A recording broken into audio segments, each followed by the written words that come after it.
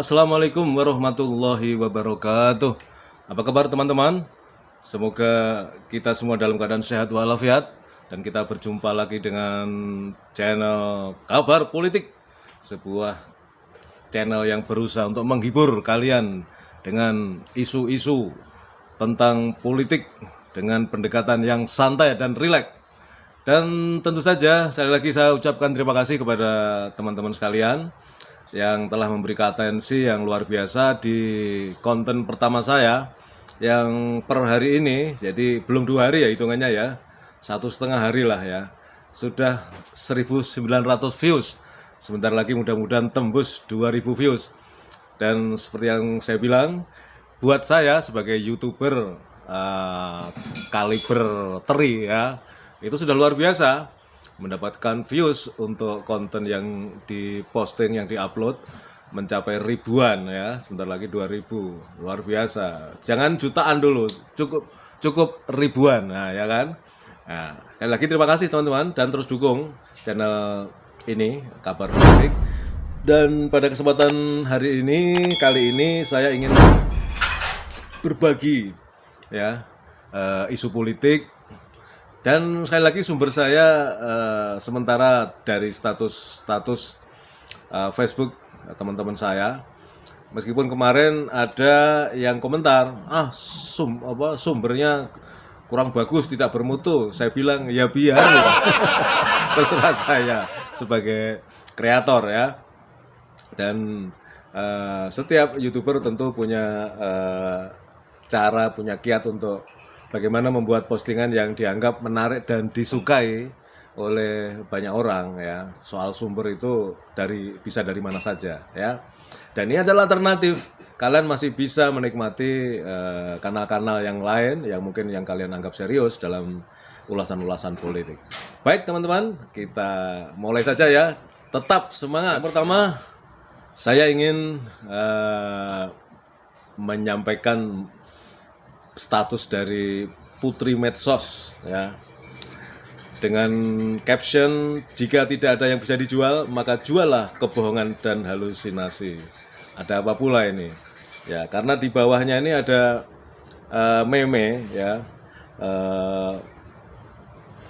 partai PSI ya, tahu kan partai PSI ya, partainya si Giring itu, Partai Solidaritas Indonesia, mengatakan PSI menang BPJS gratis. Nah, memang bebas ya, partai politik bebas jualan apa saja, jualan dalam istilah orang Jogja itu yang dobos itu bebas saja ya.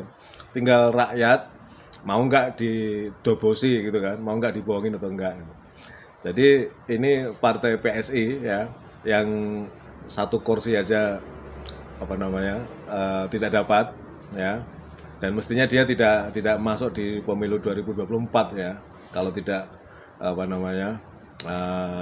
menjadi buzzernya, menjadi pendukung atau yang membebek penguasa ya. Bayangkan partai seamprit ya, partai kecil seperti PSI ini mengatakan jika menang BPJS gratis ya, terserah saja ya kapan menangnya gitu kan. Karena jualan dari PSI ini saya kira tidak terlalu laku ya. Itu teman-teman. Jadi yang pertama adalah halusinasi atau mimpi dari sebuah partai yang sebetulnya tidak punya konstituen yang cukup signifikan ya dalam perpolitikan Indonesia, tapi terus bersuara dia. Dan dia menggonggong mengatakan bahwa jika PSI menang maka BPJS gratis. Silahkan pilih nanti BPJS gratis.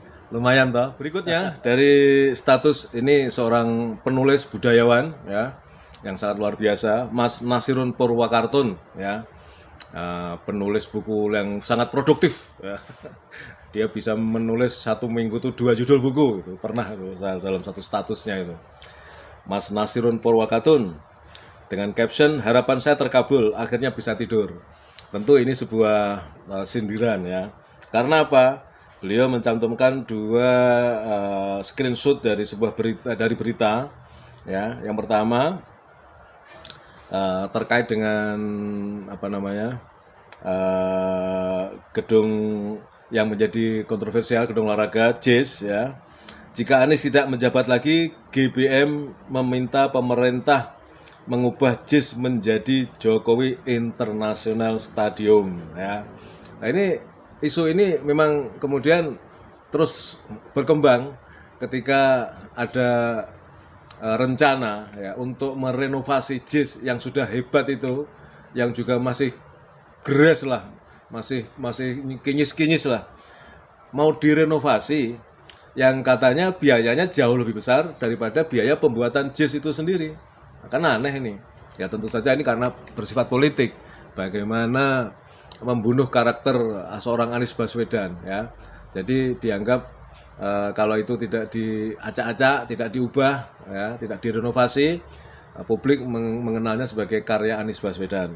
Maka dengan renovasi nanti ada olok-olok, walaupun bisa jadi benar, ya, karena ketika gedung GBK Bung Karno itu kan kemudian ada prasasti ya, renovasi oleh Presiden JKW kan gitu kan.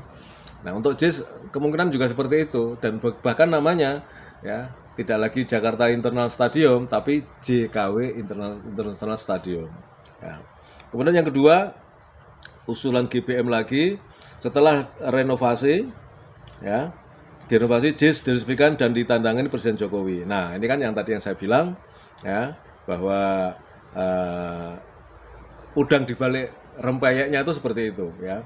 Renovasi JIS itu dalam rangka menghilangkan jejak-jejak Anies Baswedan, ya, supaya kemudian orang tidak melihat karya-karyanya dia ya. Ini pembunuhan karakter ya.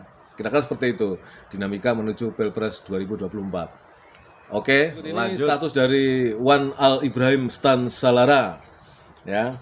Ini memperlihatkan tiga kandidat capres ya yang sudah muncul, yaitu Anies Baswedan, Ganjar Pranowo, dan Prabowo Subianto ya. Para capres bertemu, bandingkan ini beda kualitasnya. Ini dalam kaitan kegiatan Rakernas Apeksi ya, Asosiasi Pemerintahan Kota seluruh Indonesia di Makassar kemarin itu ya. Ya.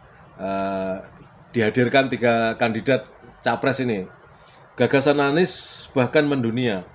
Perlu diadopsi para wali kota antara lain ya dalam pertemuan Apeksi itu.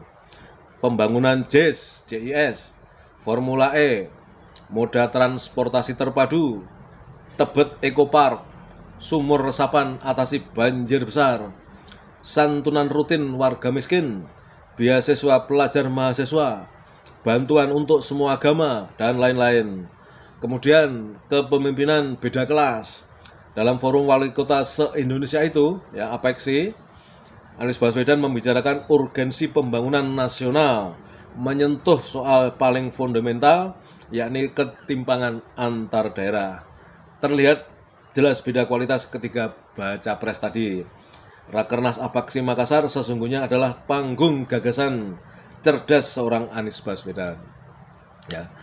Bagi yang ingin mengetahui informasi lebih jauh, ikuti berita tentang Apeksi, kegiatan Rakernas, Rapat Kerja Nasional Apeksi, Asosiasi Pemerintahan Kota se-Indonesia di Makassar ya. Di situ bisa kalian lihat perbedaan kualitas dari tiga baca pres ini ya. Tentu saja dalam konteks atau dalam pandangan status ini ya lebih mengunggulkan Anies Baswedan ya. Semuanya terserah rakyat ya kan. Kita hanya bisa memberikan kisi-kisi. Kira-kira seperti itu. Oke? Lanjut. Berikutnya masih dari Wan Al Ibrahim Stan Salara ya. Hebatnya mobil SMK sebanyak 6.000 unit sudah dipesan. Ini jejak digitalnya ada ya. Ketika Pak D diwawancarai oleh wartawan atau host dari Metro TV yang sekarang jadi duta besar di Singapura, siapa itu wartawan senior Kompas itu, lupa saya.